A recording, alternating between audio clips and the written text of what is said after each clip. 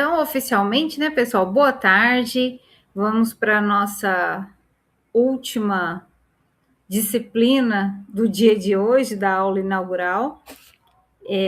Vou apresentar para vocês, iniciar com o plano de ensino, processos e produtos de representação descritiva da informação.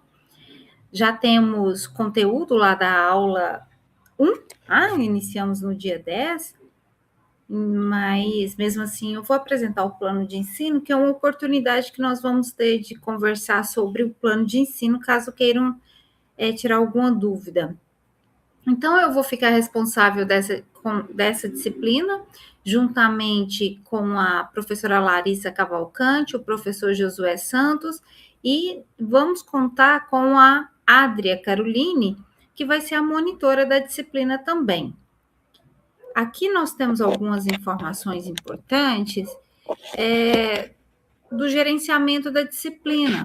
Ela começou no dia 10, aí nós vamos ter aqui no dia 1º de outubro o nosso encontro para a aula de revisão. Marcamos para dar continuidade nas disciplinas anteriores e manter sempre o mesmo dia da semana. Nós ficamos na quinta-feira, às 19h. O nosso encontro presencial, se não houver nenhuma mudança, está previsto então para o dia 3 de outubro. Vou continuar com os atendimentos extra-classe, preferencialmente que aconteça nas quintas-feiras, mediante um agendamento. O período da disciplina, então, vai até o dia 3/10, né, que vai ser nosso último encontro, e o período de revisão 30/11 a 5/12. Então, possivelmente, nesse meio aí, haverá o nosso diálogo ali, se for necessário, alguns encontros, né? A gente normalmente nessas disciplinas mais práticas, assim, nós temos mais alguns encontros, então possivelmente deve acontecer nesse tempo aí. Sobre as informações gerais, vocês já conhecem, nós temos aí que a nota mínima para aprovação é 6, a participação na aula remota hoje é obrigatória. Já salvei aqui também o nome, o Antônio sempre manda, mas eu vi a possibilidade ali de salvar. Salvei o nome de quem está aqui. A cada cronograma haverá um encontro obrigatório, que vai ser aquele momento da quinta-feira. Os discentes que não participarem dos encontros presenciais estarão reprovados, incluindo essa, se eu não me engano. Apenas os discentes que participarem dos encontros presenciais da aula inaugural remota, que é hoje, e realizarem 50% das atividades do Moodle terão direito à recuperação, caso não tenha atingido essa média mínima para aprovação. Isso é importante, gente, a gente frisar essas informações, porque sempre no final do semestre, quando a gente encerra as notas, tem alguns questionamentos quanto a isso. Então, é importante vocês frisarem essas informações aqui, desses 50% de participação, e, além disso, os encontros, que são obrigatórios. Pessoal, quanto à ementa, nós temos que o estudo do processo de catalogação em ambientes tradicionais e eletrônicos, esquema de metadados e linguagem de marcação. Quando a gente fala aqui de linguagem de marcação, nós estamos falando de um padrão de metadados. Especificamente, nós trabalharemos de forma mais detalhada o MARC 21. Além disso, o estudo dos produtos gerados a partir do processo de catalogação. Hoje, inclusive, a aula preparada é sobre o principal produto da catalogação, que é o catálogo. Quanto aos objetivos, temos que o objetivo geral é compreender os fundamentos teóricos e práticos da catalogação, reconhecendo sua importância para a organização, o armazenamento, a recuperação e o acesso à informação, bem como desenvolver competências para a aplicação das normas e diretrizes de catalogação em ambientes tradicionais e digitais. Objetivos específicos: proporcionar a compreensão da importância dos processos e produtos de catalogação para o armazenamento da recuperação e o acesso da informação desejada. Apresentar o produto das normas internacionais de catalogação em ambientes tradicionais e digitais, que é o catálogo. Capacitar para a aplicação das diretrizes da catalogação. Como vocês já devem ter observado, até pelo conteúdo da aula 1, essa disciplina ela é continuação da disciplina de instrumentos de representação descritiva da informação. Na disciplina de instrumentos, nós estudamos todo o processo da catalogação. Aqui, nós vamos pôr em prática essa prática. Nós vamos executar esse registro bibliográfico utilizando um sistema de gerenciamento de bibliotecas. Bom, quanto à metodologia de ensino, nós vamos continuar com aulas expositivas em forma de slides em PowerPoint ou as videoaulas. Pode acontecer de ser os dois e pode acontecer de ter uma aula ou outra que seja só PowerPoint ou, às vezes, a indicação de algum vídeo. Aulas de revisão na modalidade síncrona, leituras dirigidas, tá? Já tem textos lá, vamos dar prioridade, inclusive, para o texto da disciplina, para subsidiar nossas discussões e formar esse repertório sobre o assunto. Atividades práticas para verificar a compreensão do conteúdo ministrado. Essa é uma disciplina que vai ter mais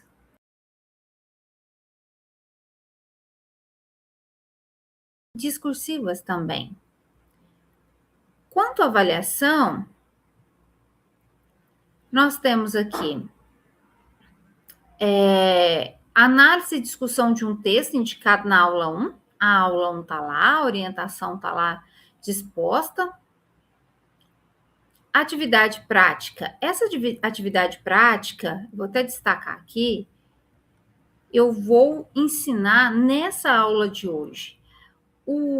Como ela vale, uma pontuação aqui significativa dentro do todo, preparei essa aula de hoje já explicando como é essa atividade. Então, nós vamos construir um catálogo manual externo, logo no decorrer da aula vocês vão entender o que é um catálogo externo, do tipo dividido. Então, por quê? A disciplina, o tempo todo, a ementa que veio para nós da CAPES é o ensino do catálogo manual e automatizado. Então, a primeira atividade é teórica, a leitura para compreensão de fato desse conteúdo. Na sequência, nós temos duas atividades grandes aqui, avaliativas, práticas. Uma delas é o catálogo manual e a outra é o automatizado. Então, para contemplar exatamente o que a CAPES demanda da disciplina, a disciplina foi organizada dessa forma. Vamos executar de forma manual e automatizada. Então, esse primeiro momento, agora logo no começo da disciplina, aproveitar que vocês estão mais descansados e têm menos demandas de outras disciplinas, já vamos fazer o catálogo manual. E esse catálogo, ele vai ser, a organização dele vai ser do tipo dividido, que significa que terá entradas de responsabilidades. Que é responsabilidade? Autor pessoal, autor entidade. Depois, título e assunto, organizados separadamente. Cada uma, entradas, Estou falando cada uma, me referindo à entrada, para um formato de catálogo, ou seja, catálogo de autor, catálogo de título e catálogo de assunto. Esse é o nome dado, catálogo de autor, título e assunto. Essa orientação nós vamos tratar hoje e vai estar disposta na aula 2, ok? Quando finalizarmos essa parte do catálogo manual, vamos aqui para outra atividades prática, agora no plural, porque ela acaba abrangendo mais de uma, registro bibliográfico, que aí nós vamos ter o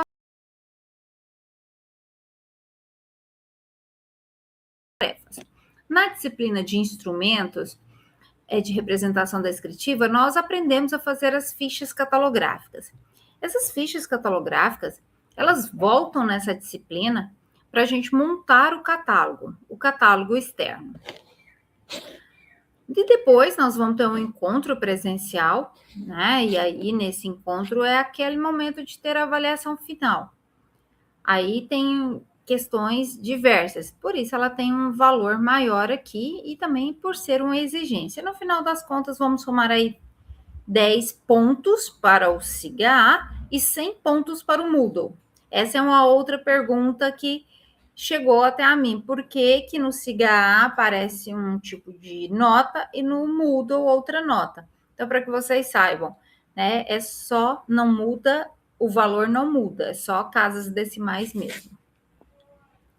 Aqui nós temos as bibliografias, a bibliografia básica também, que vem disposta no nosso manual, né, da CAPES. Por isso tem esses 3 livros, que de fato são muito utilizados na disciplina. E aqui na disciplina, na bibliografia complementar, tem uma quantidade, e aí, pessoal, eu acrescentei por conta própria, acredito poder, a apostila, né? O livro da disciplina que veio da CAPES. Ele é um material muito importante, é esse aqui, ó.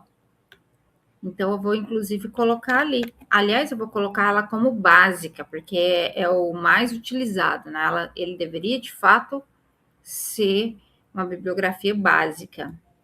Acredito que a gente não vai ter problema com avaliação se a gente deixar aqui.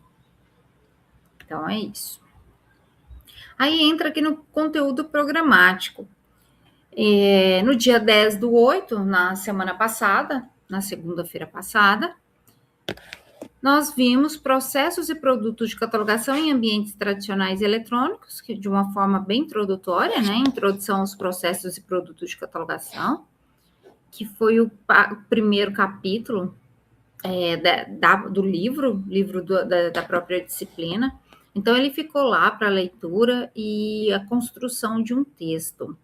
E esse texto, pessoal, ele tem que ser construído de autoria sua, tá? Lembrando que nós temos na universidade um conjunto de diretrizes de propriedade intelectual. Esse conjunto de diretrizes de propriedade intelectual diz como deve ser construído um texto. Então, nós vamos adotar esse conjunto de diretrizes para avaliar as atividades realizadas em sala de aula. E dentre essas diretrizes consta o uso responsável de inteligência artificial, onde você tem que pensar, analisar se a IA é uma ferramenta de apoio ou se ela é uma coautora. Né? Porque nós conhecemos que quando a IA ela é autora, às vezes, nem coautora, às vezes quem está fazendo, né, o humano, ele é o coautor e a IA é a autora principal. Então, cuidado com isso, né? Ela pode ser utilizada sim, ela não pode ser negada, mas ela tem o uso responsável e tem as diretrizes de como utilizá-la, tá? Tem como referenciá-la, indicar o seu uso. Porque, né, acho que nessa altura do campeonato todo mundo já conhece um texto elaborado por IA. Bom, então, dito isso, hoje nós temos aqui a apresentação do plano de ensino. Eu até vou pôr aqui, do plano de ensino, que é esse momento aqui, e contextualização da disciplina. Acrescentei, inclusive, a aula 2. Aula 2, que será tratada para dar continuidade, porque essa contextualização nós fizemos no primeiro encontro, na primeira aula. Eu acabei gravando, achei que não fazia muito sentido dar continuidade iniciar o conteúdo sem fazer uma contextualização da disciplina. Então, eu gravei o vídeo, né, os slides que deveriam ser uma contextualização e disponibilizei para vocês. E hoje eu vou dar continuidade. Resgato alguns conceitos e dou continuidade, que hoje, de fato, torna-se nossa aula 2. Então, aula 2, catálogos manuais e eletrônicos, exatamente isso daqui. Processos e produtos de representação, que está na página 33 a 79, desse livro da professora Cíntia de Azevedo Lourenço, que fala exatamente de catálogos manuais e eletrônicos. E assim seguimos. Na aula 3, nós já vamos entrar naquela parte que remete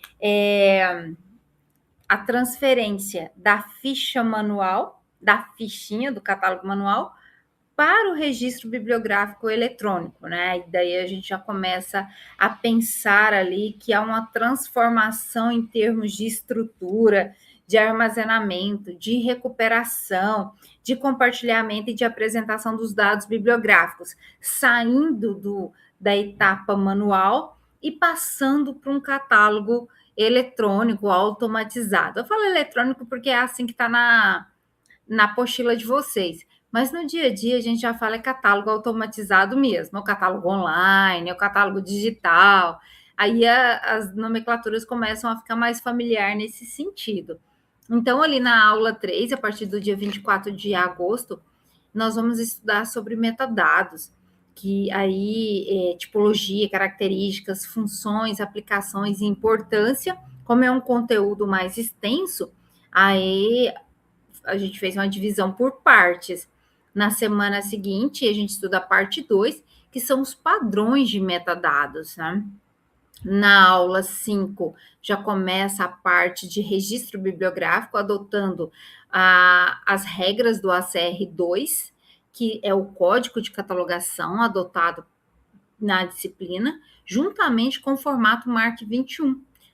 E aí nós vamos fazer essa atividade diretamente em um sistema, talvez uma planilha inicial para não assustar muito, mas aí depois eu vou gravar um vídeo mostrando ali o sistema e acredito que a gente não vai ter muita dificuldade, não, porque já são aulas testadas por muitos e muitos anos de catalogação automatizada. No presencial, nós já tivemos essa experiência também no módulo à distância. Então, assim vai até a aula 8. Até a aula 8 fazendo esse tipo de atividade. E aí nós vamos modelando ali, mudando as tipologias de registros. Começamos ali com o mais simples, né? Autor pessoal, um formato de um livro mais comum, só um autor, título, subtítulo. E aí nós vamos ampliando o nível de dificuldade na medida que a gente vai familiarizando com o processo. Então é isso. Aí aqui a gente, só fechando o nosso cronograma, nós teremos o encontro síncrono no dia 1º do 10 de outubro, que vai ser uma quinta-feira às 19 horas, para a aula de revisão.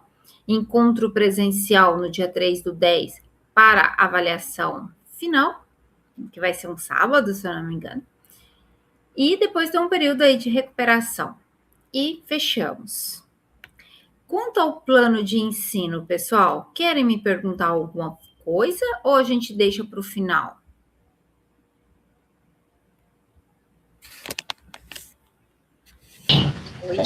Só corrigindo, professora, que a data do encontro para avaliação foi alterada. Para quando? Sim, vai ficar para dia 26/9. Qual que é a aula de quê, Yasmin? Que eu já vou mexer aqui. É a avaliação agora, que seria dia 3, vai ser dia 26/9. O encontro dos polos, professora, presencial. Aqui em Goiânia? Nos polos. Isso. Nos polos. Nos polos, depende, né? Nem todo mundo. Não, mas essa aqui vai vir todo mundo para Goiânia, não vem, Antônio? Não, professor, o que vai vir para Goiânia é do segundo semestre, do segundo cronograma. Esse primeiro é aquele que aconteceu online, mas vai acontecer nos polos dessa vez. E aí ele foi adiantado em uma semana por conta da proximidade com as eleições. 26/10? 6/9. Isso. Acho que diz muita coisa. Porque aí a gente precisa encerrar o conteúdo, né? Para revisar. Professora, na verdade, tem a possibilidade de vocês manterem mais uma semana para alguma atividade que precisar, para alguma entrega, alguma coisa do tipo. Porque eu não mexi na data de início do cronograma 2, só mexi na data Certo. da prova presencial. Ah, não, então tá. Aqui para nós, acho que não vai ter impacto, porque a gente já vai estar já entramos na parte de atividades. Então a gente vai fazer essas atividades, jogo tudo aqui na aula 7, ó. 21 de 21 a 25. A gente faz 2 vezes, 2 tarefas, algo assim. Acho que vai ficar melhor. Então, assim, porque passar a atribuir atividade nova, alguma coisa assim depois, aí não sei se faz muito sentido, né? Mas tá. Uhum. Obrigada, Yasmin, pela observação. Eu acho que eu já tinha ouvido falar algo sobre isso mesmo. Aula de revisão final antes da prova tem que ser, né, Bruna? Tem que fazer essas alterações, essas adaptações mesmo. É que naquele dia que a gente reuniu, estava se discutindo isso, né, Antônio? Eu acho.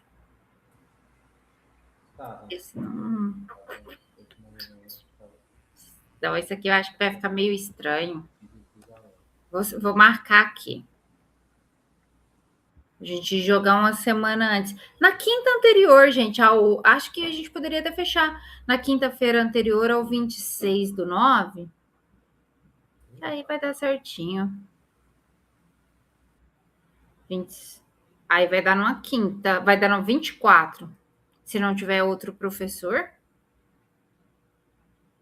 Não, professor, vai ser o seu dia mesmo, dia 24. Fechou.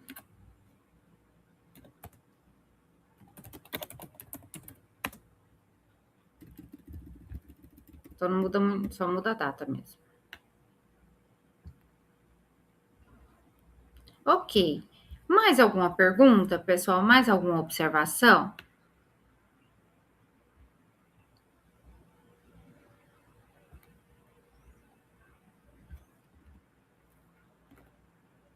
Não, né? Então, vou já passar para o slide da aula.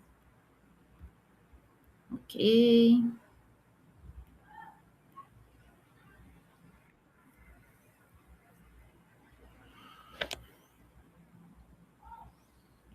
Eu vou compartilhar a tela inteira, que eu acho que os slides ficam mais amplos.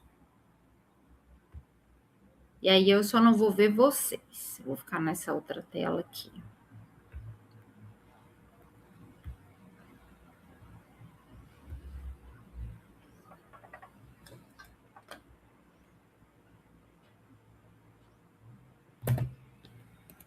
Pessoal, só vou desligar o WhatsApp, porque senão é perigoso tocar. Okay.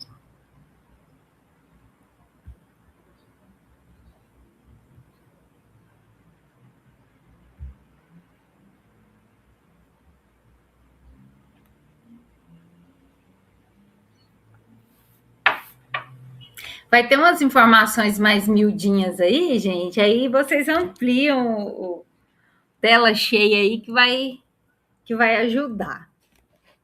Bom, pessoal, então, tratando dos catálogos manuais e eletrônicos, vou falar aqui mais a parte de tipologias, mas, claro, resgatando alguns conceitos. Nós vimos lá na aula 1, e eu vou resgatar aqui, que a catalogação é um conjunto de tarefas e procedimentos realizados a partir de conceitos, normas, códigos e metadados para descrever e representar um documento de forma a identificá-lo, individualizá-lo e possibilitar a sua fácil recuperação em um catálogo. Eu trouxe essa definição que discutimos tanto na instrumentos de representação descritiva quanto na aula 1. Por quê? Para a gente ver que a catalogação em si, ela é um processo, né? E ela não é feita sozinha, ela é carregada de um conjunto de normas, né? Começamos ali com conceitos. Aqui em conceitos a gente poderia destacar, por exemplo, os princípios de Paris, depois vem as normas, os códigos e os metadados. O código, nós podemos destacar aqui o ACR2, que é o Código de Catalogação Anglo-Americano, bem como o RDA. Metadados, tem uma variedade de tipologias de metadados, depende muito do objeto que se estiver descrevendo. Para registros bibliográficos, podemos destacar o MARC 21 e, na sequência, o BibFrame, que é um padrão de metadados ainda em teste pela Library of Congress desde 2011. Para eles lá, tenho notícias, achava que estava em plena uso, mas ainda está nesse processo de testes, enfim. Então, é importante pensar que a catalogação ela é única, né, e não pode haver ambiguidade entre os termos.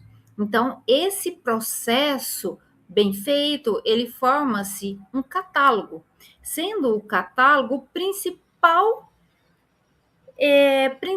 produto da catalogação. Então, só para lembrar, as etapas do processo de catalogação, que inicia com a análise preliminar, é nessa análise preliminar que você vai verificar se esse livro já existe no seu acervo, para saber, será que ele já está cadastrado? Se eu cadastrar sem pesquisar, corre o risco de duplicar o seu acervo, sua obra, né? Mais uma informação no catálogo. Seriam 2 registros idênticos. Então, antes de iniciar, verifica se essa obra já não está cadastrada. É uma análise preliminar que se faz. Agora, se já existe, mas o que você adquiriu agora é da segunda edição, terceira, ou seja, outra edição, significa um novo cadastro. Por quê? Porque se mudou de edição, significa que teve mudança de conteúdo. Então, significa que temos que fazer um novo processo catalográfico aí. Feito essa análise preliminar, começa-se a leitura técnica. A leitura técnica é você analisar partes estratégicas do documento para recuperar informação para iniciar o processo da descrição do recurso. Tá? Principal fonte de informação em termos de livro é a folha de rosto. A folha de rosto, o verso da folha de rosto, o colofão. Lembra o que é colofão, né? Se não lembrar, chama aí que eu vou explicar. Então, a leitura técnica são as principais fontes de informação para extrair informações para a sua descrição. Feito isso, vamos fazer a descrição do recurso. Para realizar a descrição do recurso, você precisa ter alguns instrumentos. Se você for fazer a parte da classificação, dos dados de localização, nós vamos usar uma tabela, seja CDD, a CDU, uma tabela adaptada, além de várias outras tabelas especializadas. Que isso vai depender do contexto com que você estiver trabalhando. Se é uma biblioteca na área do direito, tenha uma tabela de classificação na área do direito. Na área médica parece também ter uma. Então, tudo isso você precisa conhecer antes de iniciar esse processo da catalogação. Quanto aos pontos de acesso é o que chamamos de entrada. Antigamente, isso chamava de... Não começou com pontos de acesso e nem com entrada. A hora que eu lembrar, eu vou falar para vocês. Quando eu entrei na graduação, isso tinha um nome. Depois eu falo, não estou lembrando. Tinha um nome, e aí com as mudanças das diretrizes, ela passa a se chamar entradas. Aí ela passa a ser entrada principal, entrada secundária, E com a nova e última diretriz de catalogação, ela passa a se chamar pontos de acesso. Aí é ponto de acesso principal, ponto de acesso secundário. Nós temos também o código de catalogação, que auxilia na forma de entrada. O capítulo 21 do ACR2 fala muito disso. Depois os dados de localização, né, que faz parte aqui na prática, faz parte da descrição. Esses dados de localização é onde tem a classificação, a anotação do autor. Feito isso, nós temos um registro bibliográfico pronto, né? Descrevemos o assunto através de um vocabulário controlado, um tesauro, lista de cabeçalho de assunto, usamos os códigos para fazer a descrição física, né? A forma do documento. E aí, então, com o registro pronto, nós vamos constituindo um catálogo, né? Uma grande base de dados, seja ela impressa ou automatizada. Então, o que é um catálogo?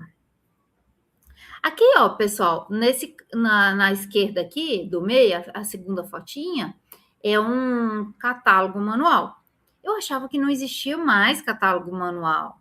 Quando nós fomos para o Enancib de Porto Alegre, nós fomos visitar algumas bibliotecas da cidade. Nossa, as bibliotecas tem o catálogo automatizado, mas também tem as fichinhas. Então, essa foto aqui, inclusive, foi eu que tirei de lá. É minha mãozinha aqui folheando lá. Foi eu, Felipe, Laís e Andréia. Conhecer lá os catálogos. A gente acha bonitinho e tal. Se vocês tiverem oportunidade, tem um catálogo na nossa biblioteca central da UFG, ali próximo ao corredor que dá acesso aos banheiros, entre o atendimento e os banheiros, tem um lá. E claro, né, nós temos aqui um catálogo automatizado.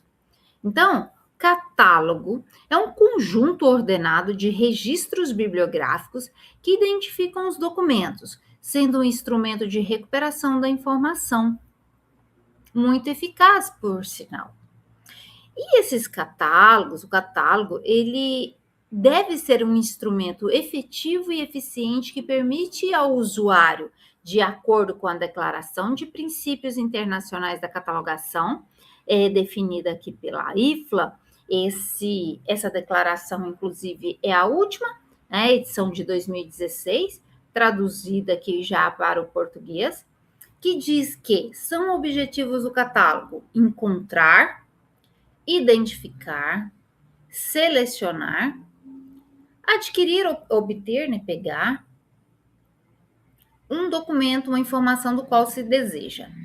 E quando se passa para um catálogo automatizado, vem o navegar e o explorar, ou seja, né, a demanda do nosso catálogo atual, e nós temos que pensar muito sobre isso, não é apenas de obter, eu quero navegar, eu quero explorar. Então, o público atual, ele não quer só saber aonde encontrar, né? Se você vai na biblioteca física, ele vai te dar ali a localização que você vai na estante e vai buscar o livro.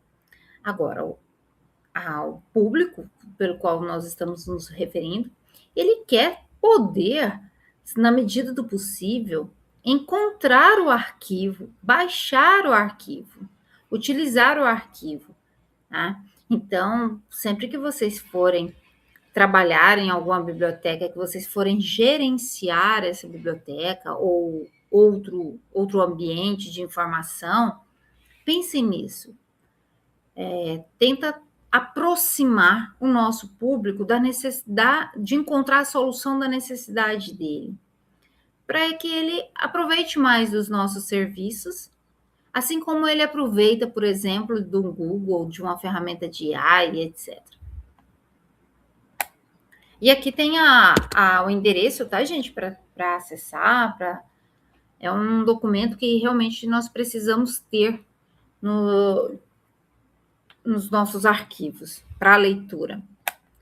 Então, dito isso, nessa unidade, iremos revisitar os primeiros e mais tradicionais produtos da catalogação descritiva, os catálogos manuais. Além desses, você conhecerá os catálogos eletrônicos ou automatizados, que incorporaram novas tecnologias e recursos para organização, recuperação e acesso à informação. Nessa tipologia, nós temos que os catálogos manuais, os mais tradicionais tipos de catálogos manuais são em livros, que é pouco flexível ou nada flexível. Sabe aqueles cadernos de ata, da capa preta? Na minha época de estágio, a gente chegou a usar isso. Você anotava todos os livros que chegavam nesse caderno e tinha um código sequencial, 1, 2, 3, 4, 5, 500, 501, 502, 1000, 1200. Então, existia esse manual, esse tipo de catálogo em livros. Agora, o difícil dele é você encontrar de novo depois que tiver uma quantidade grande. Quando tiver aí 3, 5, 20 ou mais livros, você encontrar uma informação ali. Porque ele vem encadernado mesmo. É como se fosse o cadernos assim.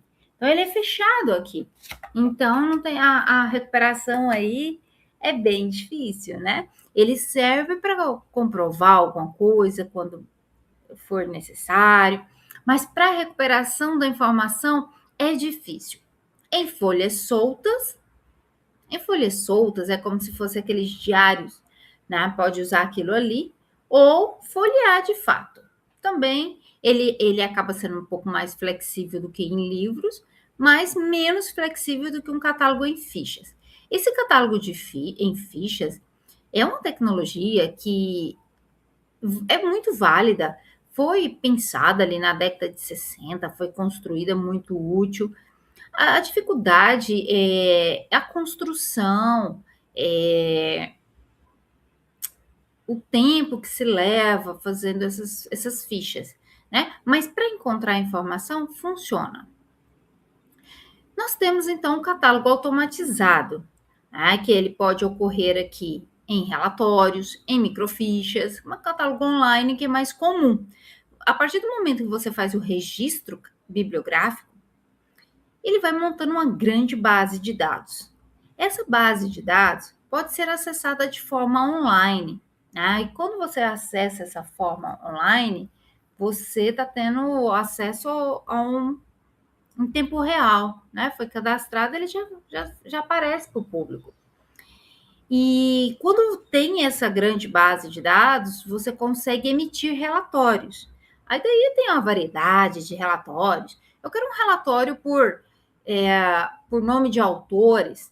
Eu quero um relatório organizado por título, ou organizado por datas de publicação, ou eu quero um relatório de livro mais emprestado, mais procurado. Eu quero um relatório daqueles livros que nunca foram emprestados, porque ajuda muito nas tomadas de decisão. Se eu vou comprar mais, porque ele é muito procurado e quase não tem, ou se não vou comprar, porque tem uma quantidade aqui e não tem saída para o público. Então, ele ajuda na tomada de decisão, além de apresentar inúmeras vantagens, né, gente? Então, aqui é um modelinho de ficha, um catálogo feito a partir de fichas, que é a ideia da nossa atividade, né? E esse catálogo, a forma mais comum é de ficha, o tamanho padrão de 12,5 por 7,5. Se você observar nessa figurinha aí, ela tem algumas informações feitas à mão, escrita à mão ali. E na sequência você consegue ver que foi datilografada também. Claro que hoje você pode fazer no computador e imprimir. Tem umas impressoras, o nome dela é Matriz, que ali se imprime as fichas e depois só destacar e ordená-las, né, em ordem alfabética. E essa ordem alfabética, aí você organiza ali, se você quer todos os autores juntos, depois o título e depois o assunto, ou se você quer colocar todas as fichinhas sequenciais, tudo junto, autor, título, assunto, e só colocar em ordem alfabética, que é o que a gente chama de dicionário. é o formato de um dicionário. Então, essas fichas, elas são armazenadas em grandes arquivos metálicos de gavetas pequenas. Aqui dá para a gente visualizar bem, mas quando a gente não tem uma figurinha, eu exemplifico assim, nós temos 3 grandes armários. E aí esses armários é cheio de gavetinhas. Autor, título e assunto. O usuário poderia e pode localizar uma obra pelos pontos de acesso que estudamos: autor, título, assunto e série. Se bem que série entra dentro de título, série também é título, título de série. Como ilustrado nessa figurinha ao lado. Aqui nós temos um exemplo, busquei nos slides que nós utilizamos na disciplina de instrumentos de representação descritiva. Tá? Quando se trabalha em ambientes não computadorizados, a forma de saída mais comum de informação é através de ficha. E é exatamente essa ficha 12,5 por 7,5 que é o padrão. Então, tem toda uma regra, vocês já fizeram essa tarefa, né, de pegar o sobrenome do autor, vírgula, o nome do autor, ponto final. Conta-se 3 caracteres para iniciar o título, somente a primeira letra maiúscula, espaço, barra. É barra que eu falo, gente? É barra, né? Barra, espaço, nome do autor na forma direta, ponto, espaço, travessão. Quando tem travessão, mudança de área, espaço, informação da edição, de forma abreviada. Nesse exemplo, 2.ed. Ponto, travessão novamente. Luciana, Pode falar. tem uma pergunta. Igual aqui na forma direta do autor, Valdir Greck. Aí o ponto. Esse ponto, ele finaliza... esqueci como que é o nome? Série? Área. Uhum. Esse ponto aqui, depois do Greck, ele finaliza essa área ou ele está Como é que é? Ou ele está iniciando a outra? A mesma coisa, né? Eu ia te falar isso. Eu ia te falar exatamente isso. Porque o ponto final encerra uma área e o travessão indica o início de outra. Tá. Então, no caso, digamos assim, esse ponto, ele é parte da primeira área. Toda área que for finalizada, sendo finalizada, com exceção dessa área aqui que a gente tem a dimensão, todas são finalizadas por ponto, menos essa do 19 centímetros aqui, ó. Uhum. Essa área aí, ela fica assim, mas todas as demais, ela tem. Aliás, aqui não pode ter ponto final de jeito nenhum, é a série. A série não tem ponto final. Aqui eu pode sim, se tivesse série, eu ia colocar um travessão aqui, né, que ela viria, né, ela viria aqui, nesse espaço. Certo. Aí, aproveitando já que eu estou conversando aqui com você, embaixo aí odontologia e tal, isso aqui já é entrada secundária, certo? Exato. Uhum. E aí eu fiquei com dúvida desde a disciplina passada, por que todos termina, qual que é o significado de terminar com esse um ponto título? Sempre tem isso, título. Não todas, mas eu vou te explicar. O título, ele está dizendo que nós precisamos fazer uma secundária de título, que significa informática em odontologia, olha o slide que vem na frente, que é o próximo, quer ver? Não, é o terceiro. Eu vou te explicar daqui no terceiro slide, tá bom? Tá bom. Aí, só para finalizar agora, o plano de ensino que eu não achei no Moodle, e queria ver muito o plano de ensino. Tem como disponibilizar ele aqui no chat, por favor? No chat, não. Não sei. No chat eu não sei como fazer. Mas ele não está no Moodle, né? Não tá, porque a gente estava com pendências de datas. Tá bom, então. Obrigada. Por nada. Aí, olha só. Aqui foi bem lembrado por ela, que eu não falei, que a ficha catalográfica, a catalogação na fonte, ela é composta por áreas.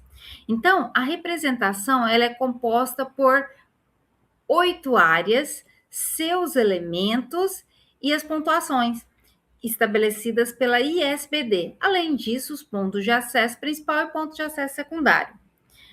Ali nós temos o ponto de acesso principal, que é o nome do autor, Grec, e vírgula Valdir, ponto, e a parte de baixo, odontologia e automação, que é o assunto, e a secundária de título.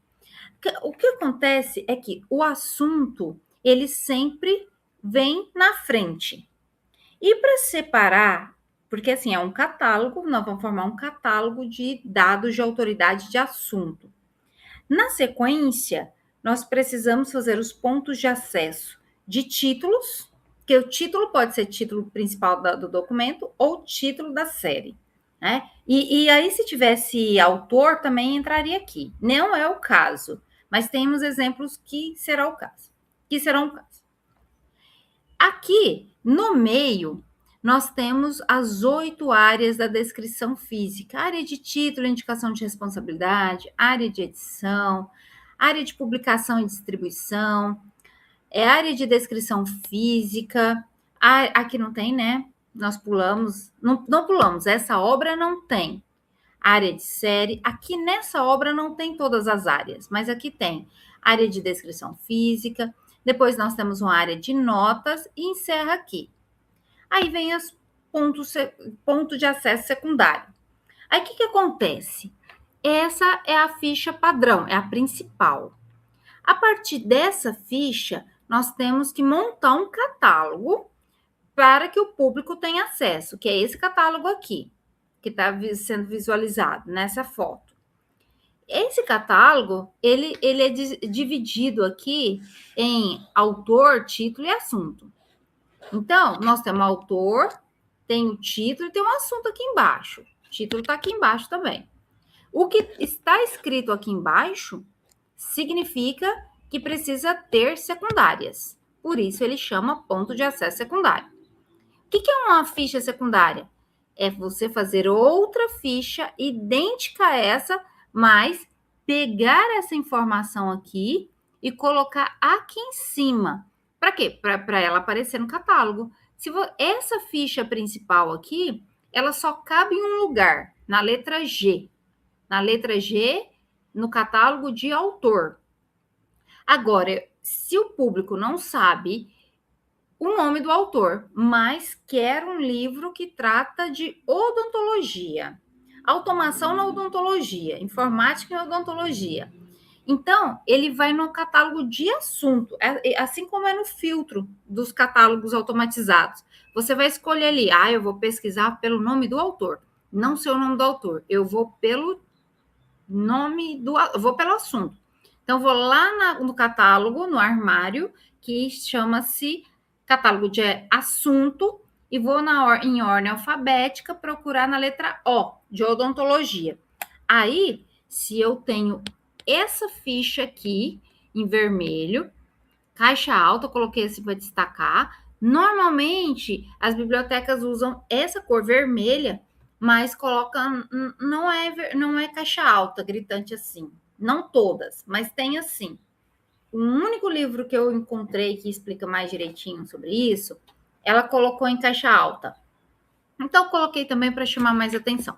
Então, quer dizer, aquela ficha, essa aqui, a primeira, ela já entrou no catálogo de autor, lá na letra G.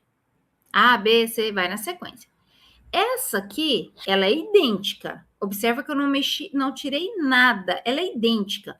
A única mudança foi, nós pegamos odontologia automação e copiamos em cima. Só isso. Então, a ficha está idêntica. Essa ficha aqui, ela vai ser organizada em ordem alfabética, na letra O, no catálogo de assunto. Mas, aqui embaixo, ainda tem um algarismo romano para diferenciar assunto das outras entradas. Nós colocamos o algarismo romano, conforme determina o código, porque nós precisamos também de uma secundária de título. O usuário não sabe qual palavra-chave pesquisar. Então, ele não sabe se pesquisa por odontologia, por automação, mas ele sabe que o título específico que ele quer chama informática em odontologia. Eu quero exatamente esse título. Não quero todos que falam de odontologia, eu quero esse. Então, ele vai pesquisar por título. Mas, aqui embaixo, você não vai escrever informática em odontologia, igual tá aqui, aqui em cima. Vocês visualizam o meu cursor mexendo ou não? Não? Bom, aí eu tenho o título. Eu vou pegar essa mesma ficha, não vou mexer em nada e vou colocar o título lá em cima. Ouviu? Viu aqui? Observou? A palavra título está aqui. Se está escrito título aqui, eu vou pegar o título. Se está escrito, eu estou sinalizando com a mão, gente. Se tem a palavra título aqui, eu vou pegar o título que está aqui na área de título e indicação de responsabilidade e vou colocá-la no topo da ficha. Isso significa que essa ficha vai ser armazenada, organizada no armário de títulos, na letra I. Então, o que acontece na hora da alfabetação? Ela vira isso daqui. Era para estar com movimento, viu? Não quis pôr PDF para fazer movimento e ela não fez. Observa que nós organizamos aqui tudo em ordem alfabética, misturado. Aqui eu tenho o autor, o assunto e o título. Esse tipo de catálogo chama catálogo manual dicionário, porque ele segue a mesma ordem, a mesma lógica. PH, isso, que essa ordem aí é que não tá correta, né? Ana, não é retrabalho isso, não? Fazer três fichas? É retrabalho, mas era a tecnologia que você tinha antes da automação. Agora você imagina fazer isso para uma obra que tinha, sei lá, 3 autores, título, 2 títulos, subtítulo, uns 10 assuntos, porque eu peguei um mais simplesinho, né, para mostrar. Mas poderia ter 10 assuntos. Se tivesse 10 assuntos, você ia fazer 10 fichas para assunto e colocar em ordem alfabética. Porque, assim, parece que a forma... Pode me corrigir se eu estiver enganado. Uhum. E eu vou estar muito enganada, porque é bem complexo, né? Mas, enfim, parece que a forma inicial de entrada geralmente costuma ser pelo nome do autor. E depois os outros, né, por assunto, por título e tal. Primeiro é assunto, tá? Hã? Primeiro assunto. Não é o autor, igual aqui, Grec, ponto, Valdir, e depois fez as outras lá, ou por assunto, que foi odontologia, depois por título. Okay. Aqui embaixo, não. Aqui embaixo existe uma ordem. Não, em cima mesmo. Aqui, ok. Igual esse autor. Exemplo aqui, a gente teve Isso. o autor, aí depois Isso. você ilustrou, fez o exemplo por assunto, odontologia e automoção. E depois por título. Então, por isso que eu falei nessa lógica, parece que primeiro é o autor, depois título, depois assunto. Só que é mais fácil a gente saber qual é o assunto do que saber quem é o autor, entende? Então, se eu quero... não vai fazer diferença. Dentro de um catálogo não faz diferença, vai ficar tudo separado. Entendi. Mas eu pensei assim... um armário. Seria mais prático se fosse a gente fazer a pesquisa direto pelo assunto, né? Que pelo assunto a gente identifica os autores, do que pesquisar diretamente pelo autor, se é mais difícil você saber qual é o autor. Referência de tal coisa. Não, depende de cada pessoa. Entendi. Depende de cada pessoa. Às vezes a pessoa sabe o autor. É difícil saber o autor, não saber o assunto, né? Então... Eu mesmo vou mais pelo assunto que pelo autor. É pelo assunto que eu conheço os autores. Então, mas Mas não é regra, podemos assim dizer, tá? Mas não vai fazer diferença em termos de ordem de apresentação, porque essas fichas vão ficar separadas nos catálogos. Né? Cada um vai ficar numa gaveta diferente. Então, quem vem primeiro, quem vem em segundo. O bom do assunto é que ele vem um destaque aqui. Agora, no automatizado, isso não muda nada, né? É uma ficha só para tudo.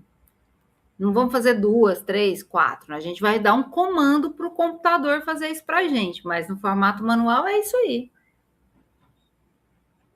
Gostei dessa observação, redundante demais. Pensa no profissional que fazia isso ali na década de 60, até ainda faz, né? Eu falei para vocês que se eu não tivesse feito essas visitas, eu ia falar assim que isso aqui era histórico, mas não, ainda tem muitas bibliotecas que fazem isso. Não que não faça automatizado também, mas faz a manual também. Aí depois você coloca isso tudo em ordem alfabética. Bom, aí quanto a os nomes desses dois grandes tipos. Nós temos os catálogos externos, isso que eu mostrei aqui é externo. Catálogo externo, que é o de acesso ao público, aos nossos usuários, e temos os catálogos internos, que é para uso dos bibliotecários, bibliotecárias. E aí, pessoal, esse interno, eles não deixam de existir, a lógica deles, mas eles não chamam mais catálogos internos. Então, eu vou apresentar para vocês essas tipologias de catálogos internos, mas no sentido histórico, e para mostrar para vocês que são informações necessárias, mas que hoje nós colocamos dentro da política de catalogação. A política de catalogação é um documento formalizado que descreve todas as etapas ali, o passo a passo das tomadas de decisão daquela biblioteca. Então, vamos começar aqui pelo externo. O catálogo externo ou do público inclui um registro bibliográfico completo de cada um dos itens do acervo, organizados de modo a permitir a busca, no mínimo pelos pontos de acesso, autor, título e assunto, né, são os principais pontos de acesso, nos quais, nos catálogos manuais, ele traz, a MEI traz esse nome, responsabilidade, título e assunto. Responsabilidade é exatamente o autor. Aí o autor pode ser pessoal, pode ser institucional. E o título é o título principal da série. Se o subtítulo tiver uma relevância muito grande, é importante fazer uma secundária de título também. E o assunto. Os catálogos manuais do uso do público podem ser organizados das seguintes maneiras. Primeiro, nós temos aqui que ele deve ser organizado de forma alfabética. O catálogo dicionário são os catálogos organizados como um todo, com as entradas de responsabilidade, título e assunto intercaladas. Então, elas ficam intercaladas, misturando autor, título e assunto. Então, só que o que funciona? Só que você tem que folhear mais, né? Até achar um catálogo maior e menos direcionado. Vai procurar ali por ordem alfabética tudo que aparece. Igual um dicionário mesmo, de palavras. Vai ser palavras por palavras. Aí nós temos o catálogo dividido. São só esses dois tipos aqui.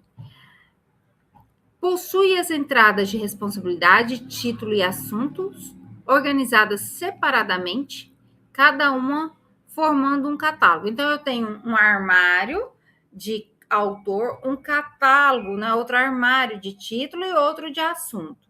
Aí, qual que você quer que venha primeiro, você define ali na sua biblioteca. Mas aparece essa divisão e é uma divisão mais fácil de encontrar informação também, mais direcionada. Então, são organizados com entradas de autores e títulos conjuntos e entradas de assuntos separadas, formando aqui dois catálogos. Tem esse número 3 apareceu de teimoso aí. Aí, aqui eu tenho um exemplo, né, que é aquele ali que nós vimos atrás, o exemplo. Aí G, H, I, aí o O lá na frente. Aqui eu tenho um catálogo dicionário. Só que aquele está de trás para frente, né? Precisa inverter o G, o I e o O para ter a sequência. Catálogo dicionário. Todas as entradas organizadas alfabeticamente, como se fosse um dicionário normal de palavras. E aí ele funciona assim, não tem separação. Aqui fica o A, tudo que começa com A aparece aqui, as fichinhas recortadas, 12,5. Não é que ela é recortada, você compra já o cartão padrão. Tenho muitas, se a gente tiver possibilidade de encontrar, quero mostrar para vocês. Aí aqui nós temos letra B, do B ao D, e assim vai o alfabeto inteiro. E aí nós temos o catálogo dividido, que é o mais comum, que possui entradas de responsabilidade, título e assunto, organizados separadamente, cada uma formando um catálogo. Aí temos aqui o catálogo de autor. Aí você tem que colocar em ordem alfabética, de letra por letra. Tá? Existe um outro tipo de catálogo, mas daqui a pouco eu mostro para vocês mais à frente, que eu vi aqui e deu vontade de falar. Tá vendo que tem umas letrinhas aqui? É um outro tipo de catálogo sistemático. Depois a gente fala sobre isso. Então, esse aqui é o catálogo de autor, tudo com autor. Aqui é do A ao L, aqui do M ao Z. Aqui nós temos os títulos, tudo separadinho, tá vendo? Tá escrito aqui embaixo, título. Esse aqui tá escrito autor. Esse aqui tá escrito título, tudo em ordem alfabética. Aqui os assuntos, tudo intercalado, em ordem alfabética.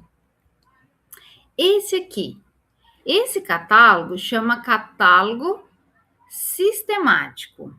Esse catálogo, ele tem essas entradas de assunto organizadas pelo número de classificação.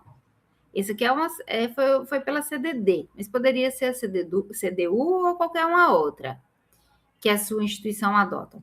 O que exige um índice alfabético dos assuntos que remete ao número de classificação. Eu não sei se vocês já conhecem as tabelas, não sei se vocês já passaram por esse assunto, por esse conteúdo, mas o usuário em geral, ele não conhece os números, não sabe do que se trata. Nesse caso aqui, 616.314 é a codificação de odontologia, automação de odontologia em números. E o G 799 significa GREC. E o Izinho ali, a letrinha I, é esse I aqui, ó, do título minúsculo. Então, para chegar nesse código aí, o usuário precisa ter acesso ao índice para dizer, para ele procurar lá odontologia, vírgula automação, risquinho automação, ver 616.314. Aí ele chega aqui. Mas esse é o menos comum. Menos comum. E agora os catálogos internos. Os catálogos internos são esses que eu falei para vocês, que a gente utiliza ele mais para gerenciamento e fica mais questões históricas mesmo. Então, os catálogos internos ou auxiliares são os que dão suporte a diferentes atividades dos catalogadores e demais bibliotecários. São indispensáveis para o controle dos cabeçalhos, ou seja, vou anotar como é o cabeçalho, como é que a gente dá a entrada, é regra da biblioteca fazer dessa forma. Então, é a decisão tomada na sua biblioteca, da coleção e dos catálogos externos, permitindo a continuidade e a padronização do trabalho, né? Vamos supor que você saia dessa instituição e outra pessoa precisa dar continuidade exatamente nas decisões já tomadas na sua biblioteca. Então, ela continua a partir dali dos catálogos internos. São o catálogo de identidade, de assunto, de número de classificação, de título, catálogo decisório, catálogo topográfico, catálogo oficial e o catálogo de registro. O catálogo de identidade, ele é importante para você manter a uniformidade e a consistência das entradas. Compreende os cabeçalhos autorizados para nomes de pessoas e entidades coletivas. Por exemplo, Luciana Cândida da Silva. Na catalogação, nós vamos utilizar Silva, somente a letra S maiúsculo, vírgula, Luciana Cândida da e o ponto. Foi definido usar um nome por extenso. Ok. Mas ela recebe um novo nome, né? Acontece mudança de nome de uma pessoa. Quando ela casa e separa, quando adota nome social. Então, essas informações precisam aparecer no catálogo de identidade. A finalidade desse catálogo é indicar a forma do nome do autor, que foi estabelecida como cabeçalho para as fichas, se vai adotar data de nascimento, data de morte, que são informações que auxiliam para desambiguar o nome de uma pessoa, de 2, 3, 4, 5 pessoas com nome igual, né? Tem muito nome muito comum, né? O exemplo disso é o meu nome é muito comum, meu sobrenome, então, talvez seja o mais comum que existe, é o Silva, né? Então, às vezes, a disposição da informação de data de nascimento e de morte é importante quando tem. Se não tem a data de morte, se não tem data de... Se a pessoa está viva, dificilmente você vai achar a data de nascimento dela também. Então, não coloca. Se não tem, é porque não é para pôr mesmo. Se a pessoa não divulga, é porque não é para pôr. Agora, quando ela morre, aí já começa contextos históricos, começam a divulgar, enfim. Vocês decidem se vai usar ou não. Mas é uma importante fonte de informação.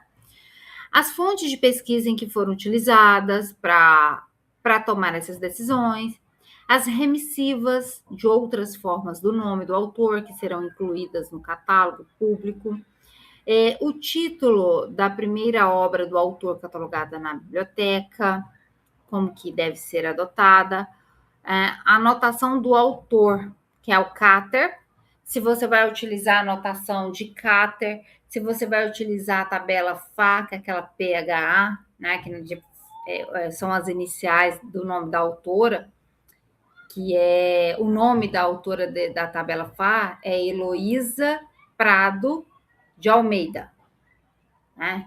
Então, esse é o nome dela e por isso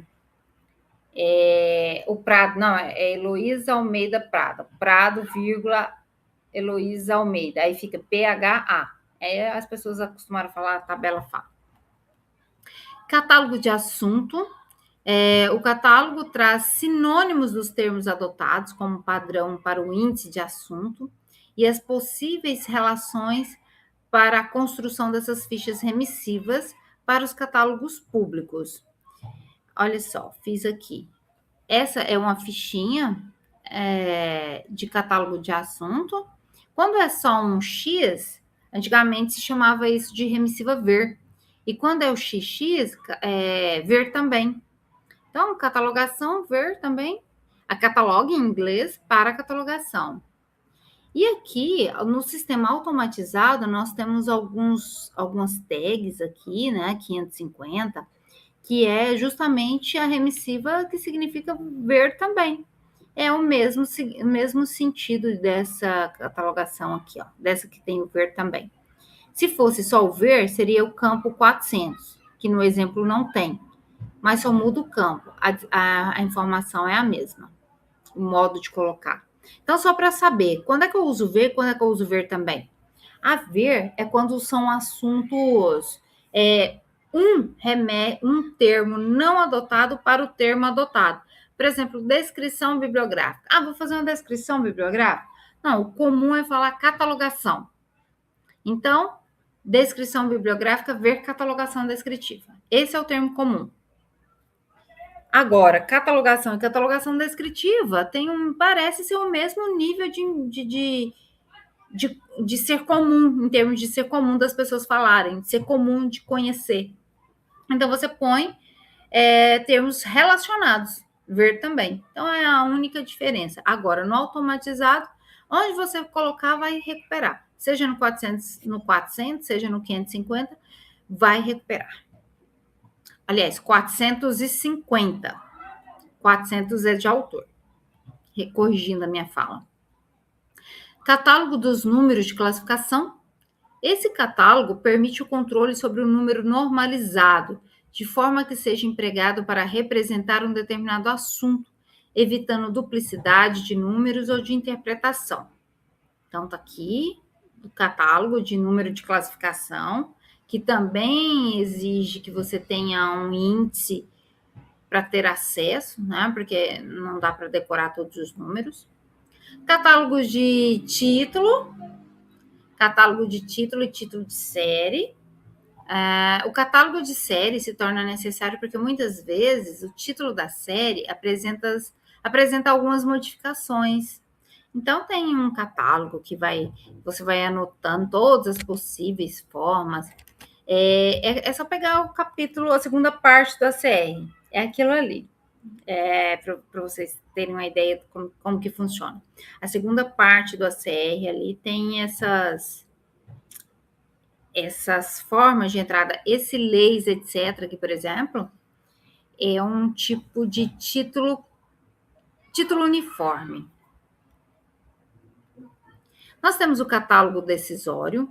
O catálogo decisório é importante para os catalogadores, serve para indicar todas as decisões tomadas quanto à catalogação, de forma a permitir a continuidade do trabalho, mesmo que mude o responsável.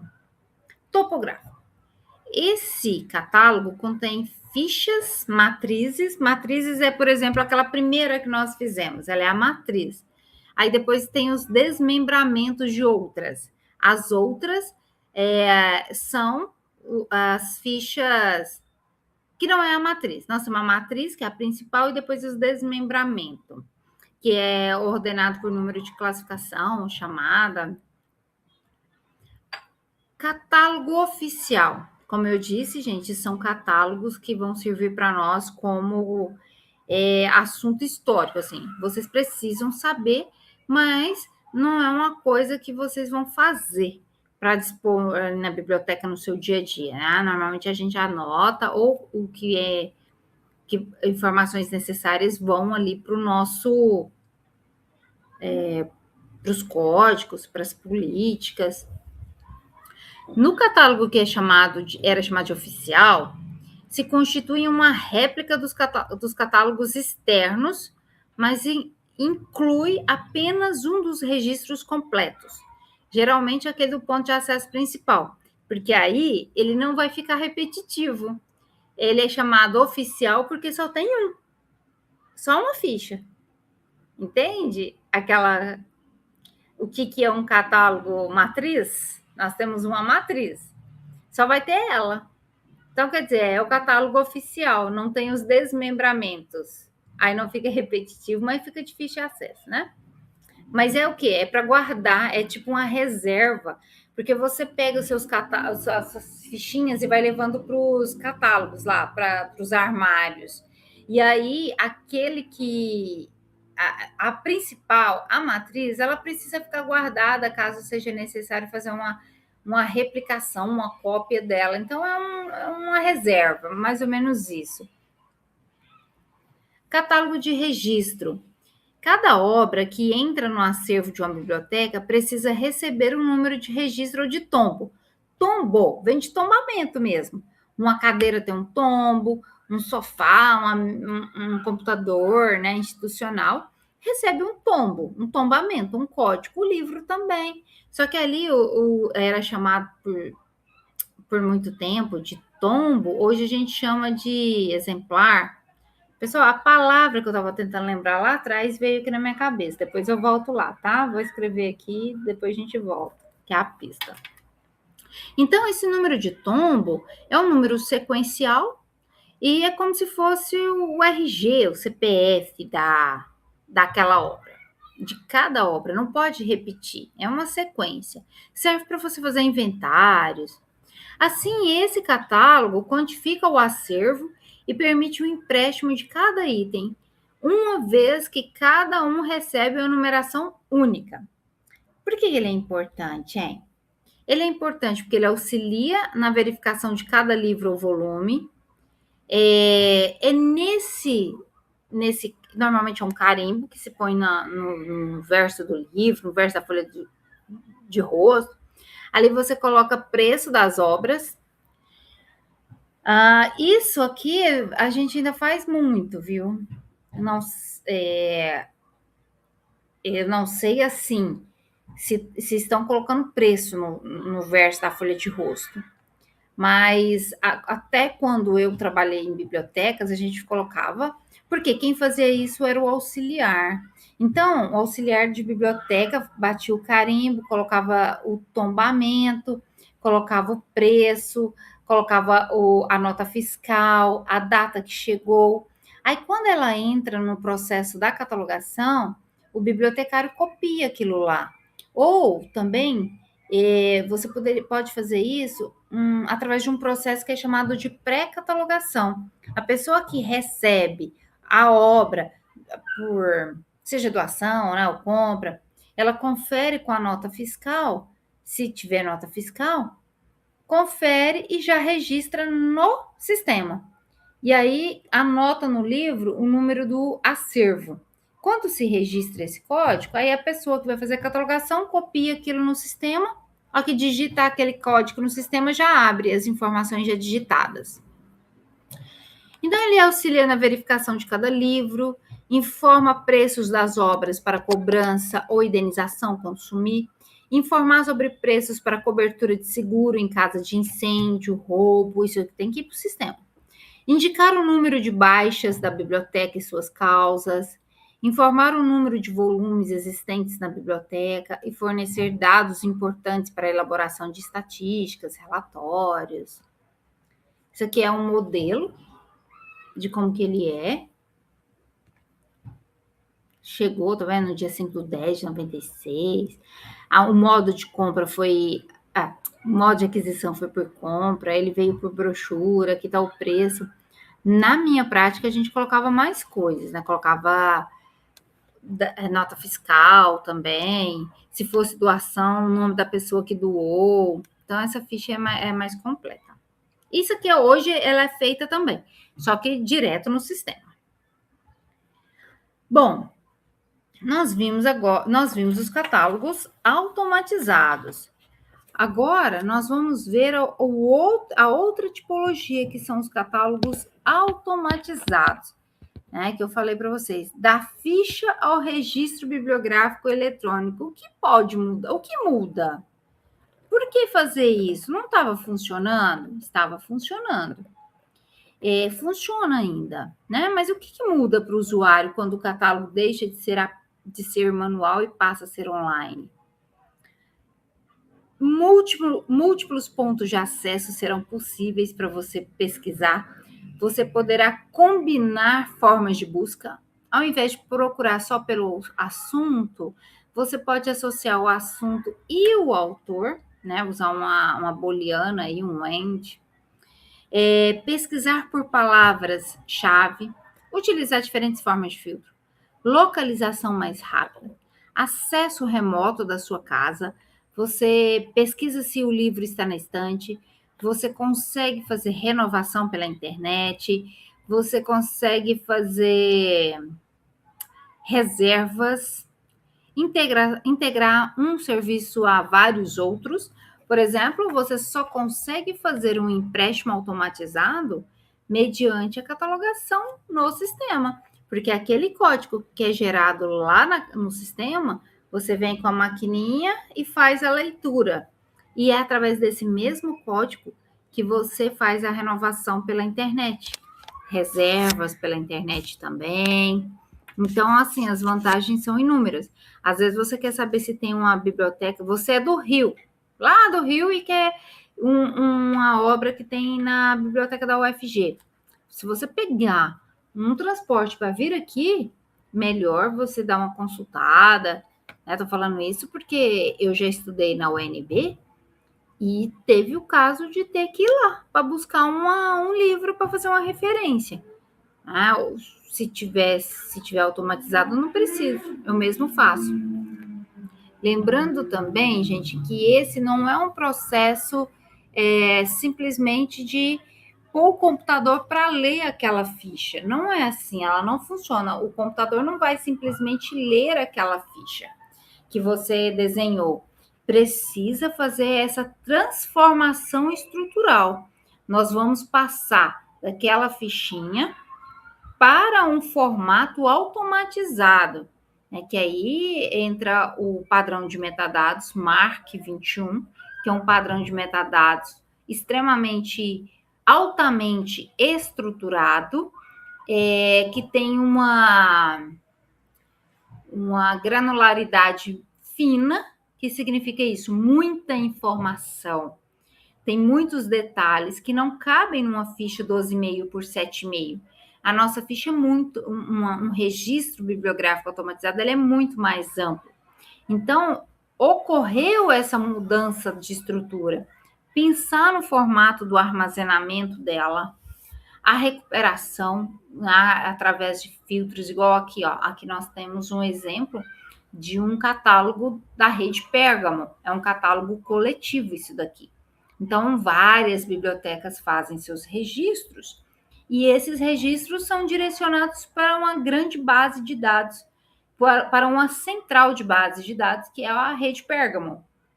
O Pérgamo é o software, mas o software também mantém essa rede para auxiliar os seus clientes, né? As bibliotecas que compram o sistema têm esse serviço, lógico, todos nós temos, né? Ele é público, mas ele funciona assim, você digita ali e aí ele vai te falar qual biblioteca que está. Então, nós temos essa questão do armazenamento, da recuperação, do compartilhamento e na forma de apresentação dos dados bibliográficos, porque são muitos dados, muito além de uma ficha 7,5 por 12,5. Então, aqui ó, é possível ver um filtro, né? A forma de busca, seja por título, assunto, autor ou um termo livre. Que jeito que você quer que ordena? Ah, pode ser por título mesmo, então tá aqui. E aqui são os termos que você vai buscar.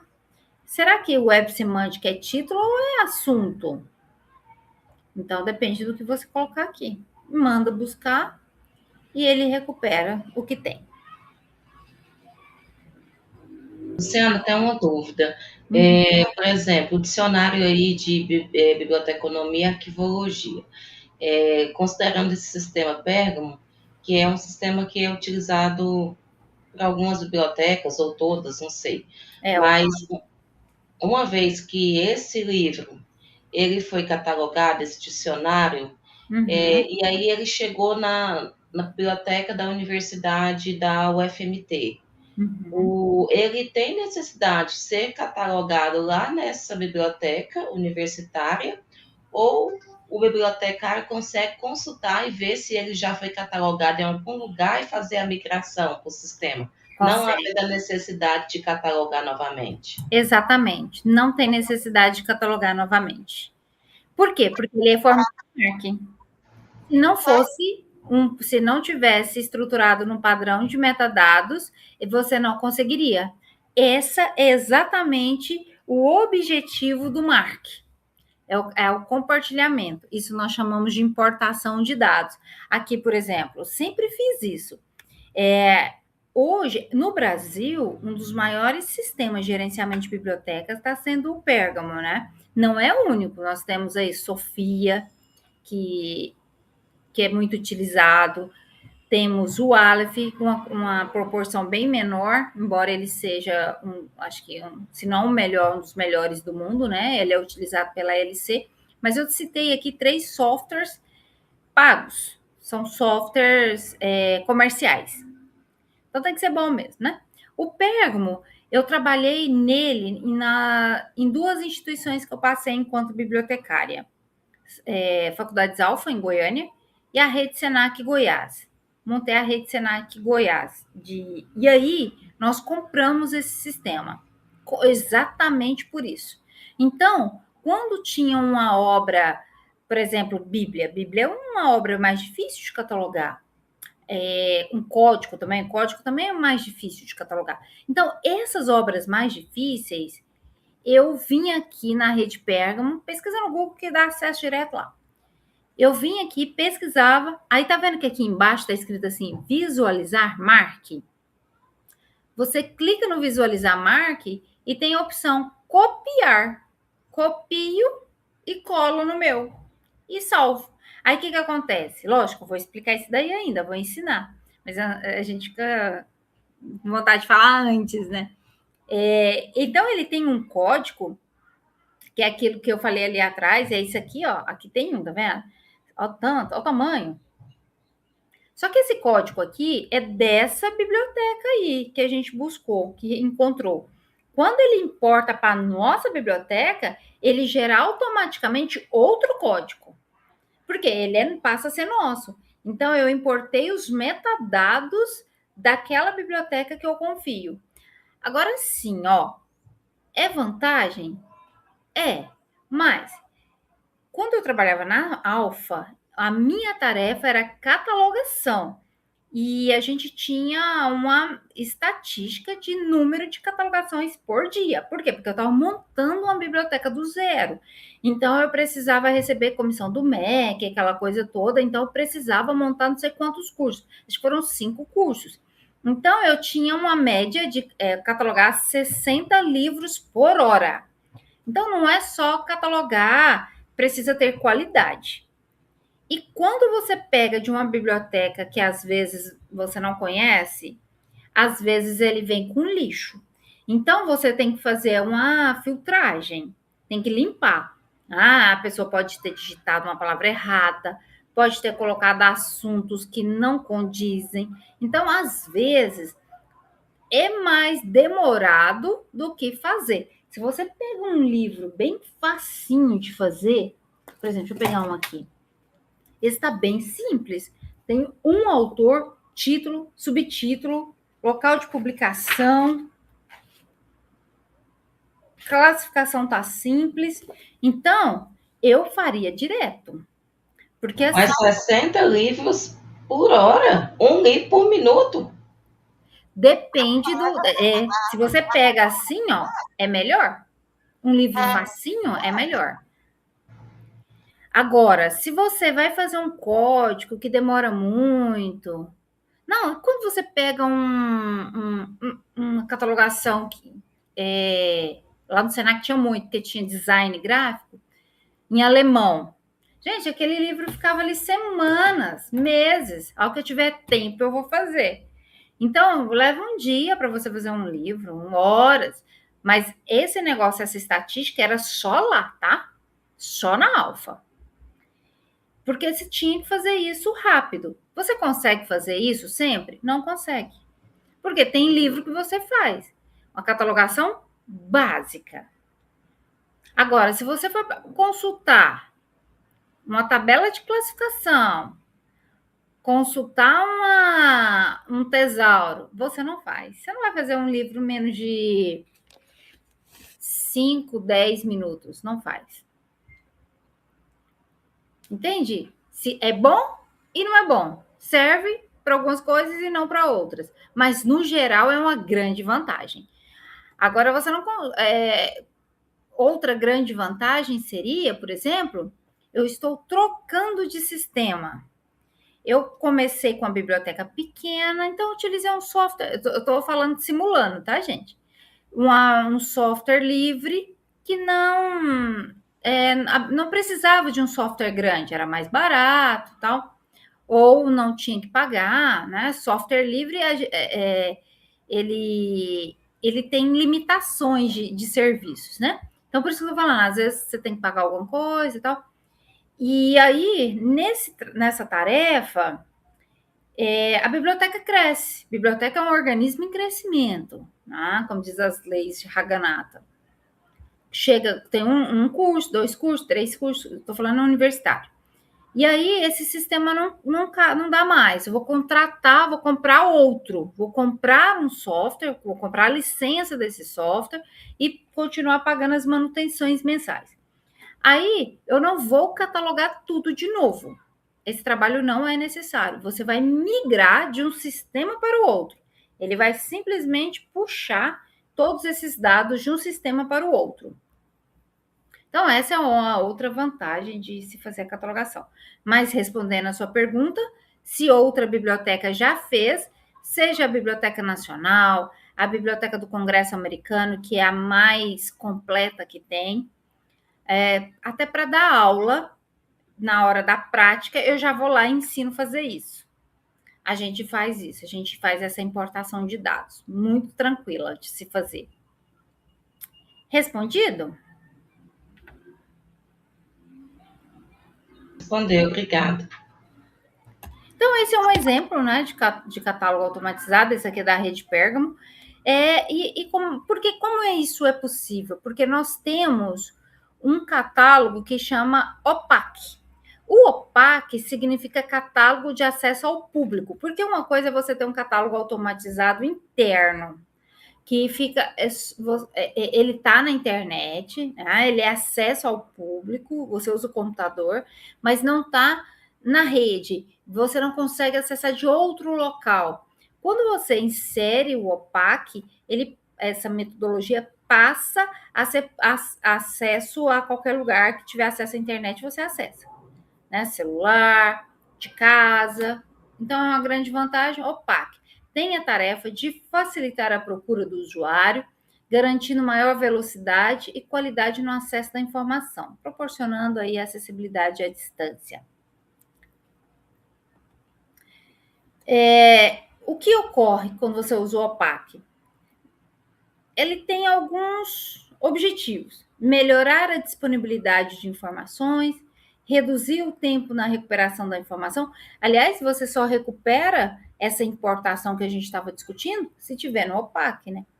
Fornecer acesso às coleções, sejam elas locais, regionais, nacionais ou internacionais. Permitir ao usuário recuperar informação de diversos pontos de acesso. E esses catálogos digitais, eles têm essa classificação também, em tipologias. Nós temos o catálogo coletivo. Já ouviram falar de... Lógico, só estou falando para quem já trabalha em biblioteca ou tem mais acesso. O CCN, Catálogo Coletivo Nacional. Alguém já ouviu falar?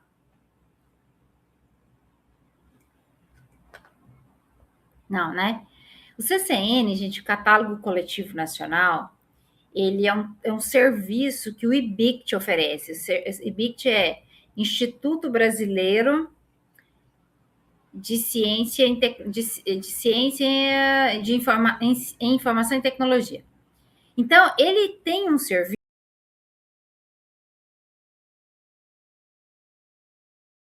Ela importa esses dados. Então, qualquer pessoa acessa o CCN, se você jogar no Google, é CCN BICT, vai dar acesso direto. Você pesquisa ali o título de uma revista e ele vai te mostrar, aí vai Ciência da Informação, por exemplo. Aí ele vai te mostrar onde tem, quais instituições federais brasileiras, quais instituições de pesquisa. Eu acho que só instituições públicas, eu não tenho certeza, mas acho que é só instituição pública que tem esse convênio. Aí você entra lá, vê qual biblioteca que tem, qual instituição tem. Tá na Biblioteca Central da UFG. Aí, quando acessa, vai mostrar quais números, volumes tem.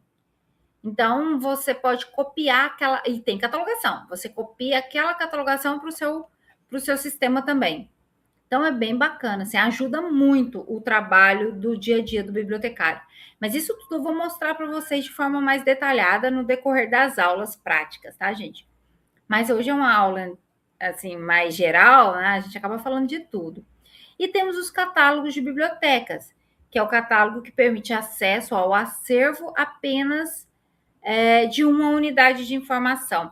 Essa Rede Pérgamo, por exemplo, ela é coletiva, mas a biblioteca que eu trabalhava, que era do Senac, primeiro eu falei da Alfa, né? Agora estou falando do Senac, que foi a segunda biblioteca que eu trabalhei. Eu cheguei, o acervo já existia, e eles tinham feito uma importação de outro acervo. Não tinha feito a catalogação. Então, eu não quis colocar pública. Se quiser pesquisar publicamente, tem que entrar no catálogo da minha biblioteca. E lá no site, né, era a Faculdade Senac, Senac Goiás. Aí entrava no catálogo da biblioteca do Senac e fazia as buscas. Mas se entrar direto no Rede Pérgamo, porque eu também adotava o sistema Pérgamo, você não ia achar a Biblioteca Senac.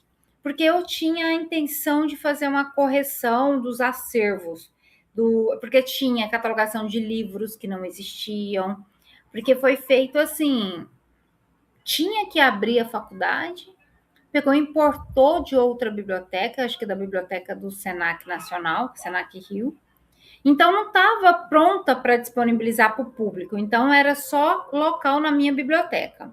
Então, existem essas duas tipologias, o catálogo coletivo e o catálogo da biblioteca, que é interno daquela biblioteca. Atualmente, os dois tipos podem ser acessados via internet, em qualquer lugar do mundo que tiver acesso à internet, né? Permitindo a busca das informações pelos mesmos pontos de acesso padronizados dos catálogos em fichas. A esses catálogos dão o nome de catálogo online. E as vantagens disso? É o processamento mais eficiente, serviços aprimorados para o usuário, economia de dinheiro, de custos, de tempo, evita retrabalhos, né? Facilita o compartilhamento de recursos e a cooperação entre bibliotecas. Para que isso seja possível, eu acabei antecipando e falando, né, sobre isso. Eu falei um pouco da estrutura, que não é uma coisa automática. O computador não vai fazer leitura da ficha. Não adianta pegar a ficha e pôr ela no computador, tem que ter essa estrutura. E a estrutura principal é o MARC, formato MARC. Então, o MARC permite estruturar os dados de forma detalhada e com qualidade para a descrição dos recursos. O MARC tem muitos campos, não tem limite de caracteres, então você consegue pôr todas as informações mais completas possíveis ali. O formato MARC, entretanto, mesmo passando por adaptações, isso aqui é uma redação minha mesmo, passando por adaptações em sua estrutura, tem se mostrado inapropriado para atender as potencialidades dos novos modelos e padrões do domínio bibliográfico. O que acontece? Existe todo um contexto histórico aí. Começamos com as fichas catalográficas, que essas fichas foram pensadas para fazer o registro de livros, somente livros, lá na década de 60. E aí, outros tipos de documentos foram surgindo, outros tipos de formato formato da informação mesmo. Por exemplo, CDs, DVDs, né? Depois pendrive. Tinha disquete para não sei da idade de vocês, né? Mas antes de chegar no CD, tinha o pendrive, tinha fita beta. Então, eram mais diversos tipos. E o próprio código também foi construído para atender livros. Com essa evolução tecnológica que foi surgindo e essa demanda de publicação, de formatos, ocorre que ele foi deixando de atender. Ele funciona, tá, gente? É o que a gente tem hoje, funcionando é ele. Mas, pela experiência que eu tenho de catalogação, ele está se tornando inapropriado. E até porque nós hoje temos um novo código de catalogação, que é o RDA, que inclusive o curso de vocês não prevê o ensino do RDA. No presencial, a gente tem a catalogação 3, que ensina o RDA, que muda toda a sua concepção, tá? Ele vem num formato de link data, com web semântica, de relacionamentos, construído a partir de um modelo conceitual, coisa que o ACR não é. Então, existem descrições que fica a desejar, com o formato MARC, por exemplo, fazer um link data com catálogos externos, né? Fazer conexão através de URLs, de outras fontes de informação. Então, tem coisas que a gente ainda não dá conta. Então, coloquei aqui, acredita-se que as bibliotecas continuem usando este formato, que é o formato MARC, pelo menos nos próximos 10 anos. Até que o BibFrame realmente esteja disponível para implementação, né? Ele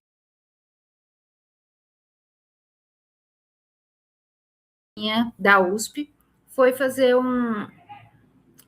passar uma temporada na Biblioteca do Congresso, que é quem está desenvolvendo, Biblioteca do Congresso americano, a Library of Congress, e ela trouxe para a gente um relato de experiência de que eles ainda estão testando. Então, o que a gente tem hoje, de fato, é o formato MARC. Ele funciona, tá, gente? Não estou falando que ele não atende, ele atende, mas com restrições. Além do formato MARC, existem alguns padrões que, por exemplo, a norma ISBD. Essa norma padrão de descrição bibliográfica é ela que estabelece as 8 áreas da descrição, os elementos e as pontuações. O que seriam essas áreas? Área 1, por exemplo, é a área de título e indicação de responsabilidade. Quais são os seus elementos? Título principal, título equivalente, título paralelo, subtítulo quando tem. Tá, e quais são essa pontuação? Por exemplo, o que separa um título principal de um subtítulo? 2 pontos. Então, é isso. O que separa uma área de outra? Travessão. Essa é a pontuação. Além disso, para realizar o registro bibliográfico, é necessário o ACR2, que é o Código de Catalogação, ou o RDA, que já vem sendo utilizado. Pouco, mas está sendo utilizado. Ele é uma norma, a gente não chama ele de código, a gente chama a RDA, tá? O ACR é um código. O RDA a gente não chama de código porque ela é mais flexível. Ela tem determinados pontos que ela fala assim, você tem autonomia para decidir se você põe assim ou assim. Então, quer dizer, ela tornou-se uma norma, um conjunto de diretrizes e não um código. Então, ela é baseada numa estrutura teórica, projetada para o ambiente digital, e o escopo é mais abrangente que o ACR. O que eu quero dizer que o escopo é mais abrangente? Não atende só bibliotecas, atende também outros domínios, como museu, arquivo e qualquer outra coisa, editora. Por quê? Porque ela não é ela é uma norma de conteúdo. Ela só vai dizer assim, coloca o sobrenome, vírgula e o nome.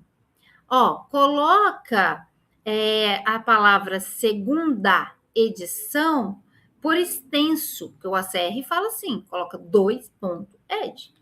O RDA te dá autonomia para falar assim, coloca como está no livro, coloca por extenso, coloca 2 edição. Então, são essas as diferenças. Um outro aspecto que precisa ser pensado nos catálogos automatizados, né, em sua implementação, é a parte da avaliação. Aí nós temos aqui Lancaster, né, como você queira falar, que é aquele autor da indexação, ele traz algumas razões para que se faça uma avaliação. A preocupação por parte do profissional bibliotecário é avaliar os serviços e produtos da biblioteca. Está recuperando? Se não está recuperando, pode ser que tenha algum erro ali, seja de digitação, a catalogação está muito enxuta, né? A necessidade de saber como o catálogo atua, quais as deficiências existentes, como se pode aumentar o uso do catálogo pelos usuários. Os catálogos manuais, aos poucos, estão sendo substituídos pelos catálogos eletrônicos, isso é importante. Em Goiânia, eu não conheço nenhuma instituição que faça... em Goiânia não, Goiás como um todo. Se souberem, pode me corrigir aqui, me alertar, que esteja trabalhando com catálogo manual, viu, gente? Não sei. Esse aqui é o catálogo da Biblioteca Nacional do Rio de Janeiro. Então, ele tem esse ponto aqui de pesquisar, que você pode buscar por todos os campos ou refinar aqui os campos e fazer uma busca avançada. Aqui, o sistema de busca avançada é assim, ó, com os filtros, para você selecionar título, autor, assunto, editora. Se tiver o ISSN ou ISBN, vai direto, né? Ele não repete. Aí eu fiz a busca aqui por Dom Casmurro, pelo título. Aí recuperei essa tela, esse registro, ele é de leitura humana. Aqui nós estamos enxergando o Mark. Tá vendo o nome do aqui, quer ver? O nome do autor? Aqui, autoria. Assis, Machado de Assis, né? Vírgula, data de nascimento e data de morte. Aqui, ele já passa de autoria para campo 100. Ele é todo numérico, tá vendo? Aqui em cima, tags. Leitura de bibliotecário. E ele poderia também ter leitura de máquina, que vem em XML. Aqui é um exemplo de catálogo automatizado da LC, da Library of Congress. Esse catálogo é muito bom, gente. Usa ele. Não mede esforços para usá-lo. Aqui, ó, leitura de bibliotecários, né? Tá aqui no formato MARC, dificilmente alguém que...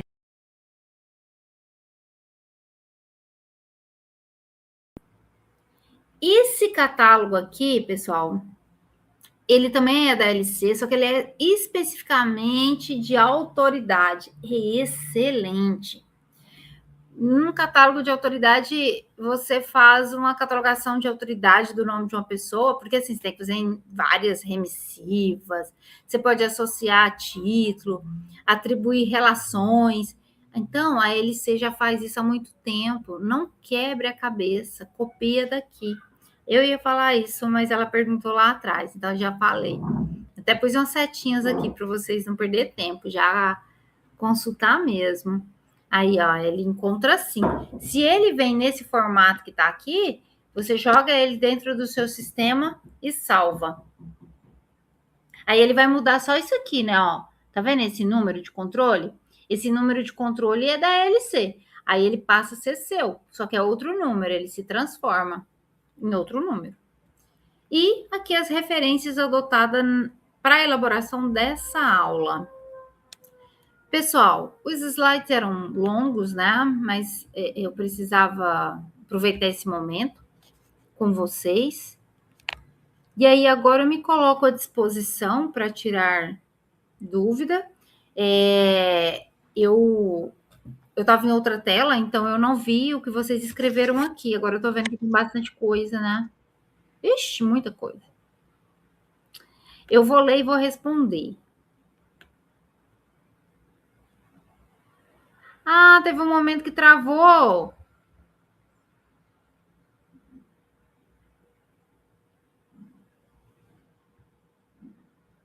Eu vou disponibilizar o plano aqui. Eu estava com uma questão de datas, por isso que eu não disponibilizei. Mas já vou disponibilizar. Tem jeito de colocar aqui, Antônio, não? No chat?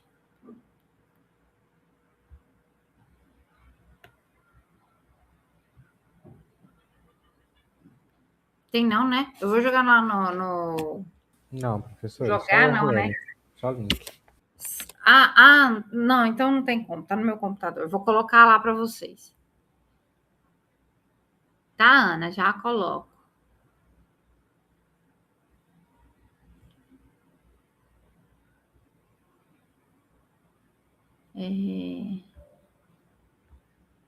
Deixa eu voltar, gente.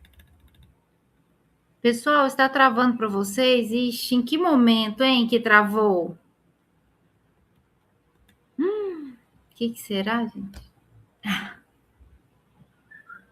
Professora, se foram os mesmos que os meus, foi um momento pontual, assim. Acho que foi umas 2 vezes por acho que uns 3, 5 segundos. Foi pouca coisa. Ai. Alguém falou aqui, a Ana, estou muito preocupada, já estamos no 4º semestre e eu tenho tanta dúvida sobre todas essas siglas, sistemas, parece que eu sei tão pouco. Mesmo.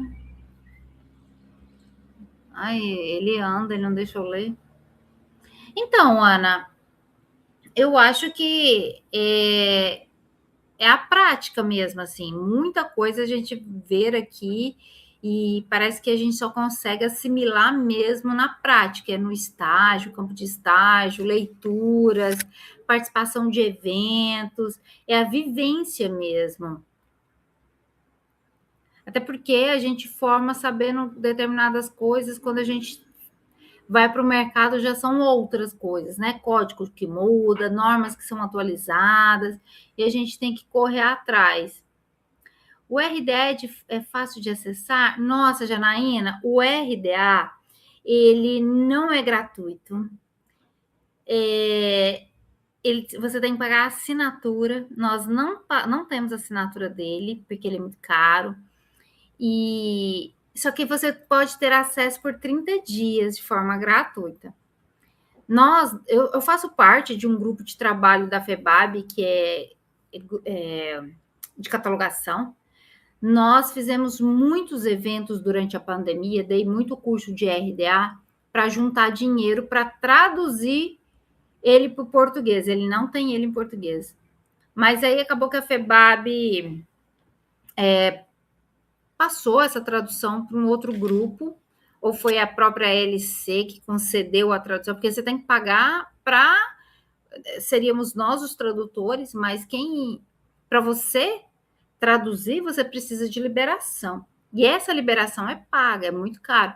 A gente juntou o dinheiro e tal, mas aí acabou que me parece que vai passar para uma outra instituição, que não sei se é a Unirio e tal, mas não é fácil o acesso. Esse é um problema, tá? Inclusive. Mas assim, para dar aula, esses 30 dias, eu traduzi muita coisa já, porque na graduação eu ensino RDA, e eu ensino RDA desde 2017, se não me engano. Não, 17 eu estava de licença, desde 2019. Eu ensino RDA, então eu estudo bastante o RDA, já dei muitos cursos, então dá para aplicar já, mesmo não fazendo assinatura. Assinatura é muito cara e tem que pagar por mês. Nós, da UFG, temos acesso? Temos acesso, a biblioteca também não paga. Temos acesso por um mês. É assim, ó, um mês por e-mail. Aí depois a gente vai criando outros e-mails para continuar acessando. Quanto mais criar, mas para essa disciplina vai ser a CR mesmo, tá? Porque é o que prevê o nosso plano o projeto do curso. Mas nós fizemos uma proposta de atualização do projeto, ainda na gestão da professora Andréia, e encaminhamos. Acho que a Andréia não teve retorno disso, aí nós implementamos, mas eu não sei como é que ficou essa discussão. Pouquíssimas bibliotecas usam o RDA no Brasil, efetivamente usa marca autoridade, registro para dados de autoridade e registro de dados bibliográficos, a PUC do Rio Grande do Sul. Várias outras instituições adotam, por exemplo, só no bibliográfico ou está num processo híbrido. Híbrido é que usa os dois. A Biblioteca Nacional, a nossa Biblioteca Nacional do Rio de Janeiro, está num processo híbrido. As obras mais antigas estão todas em ACR2 e me parece que daqui para frente estão utilizando o RDA. Pelo menos para a autoridade eu tenho certeza.